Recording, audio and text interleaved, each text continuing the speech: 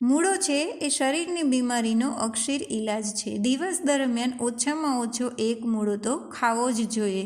તેમાં ભરપૂર માત્રામાં ફાઇબરનું પ્રમાણ રહેલું છે. તેથી પેટ બરાબર સાફ થાય છે અને પેટના તમામ રોગો દૂર થાય છે, જેવા કે કબજિયાત, હરસ, ફિશર જેવા અન્ય રોગો દૂર થાય છે.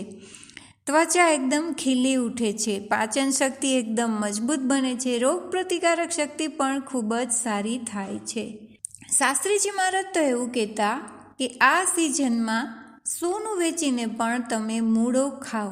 એટલું બધું મૂળાનું મહત્ત્વ છે. અને ગમે ત્યારે તમે આ સિઝનમાં કોઈ પણ મંદિરે જાણતા અજાણતા જો પ્રસાદી લેવા ગયા હશો તો તમને આ સિઝનમાં નક્કી મૂળો તો દેખાશે જ. ખાસ કરીને જે અમારો શાક ઉત્સવ થાય છે એમાં મૂળો તો જોવા મળશે જ. તો દિવસ દરમિયાન એક મૂળો તમે જરૂરથી ખાઓ.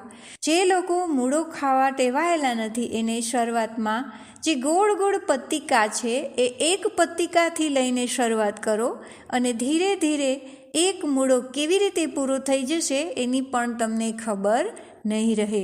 જે લોકો પહેલેથી જ મૂળો ખાય છે એ મને કોમેન્ટ બોક્સમાં જણાવે યસ.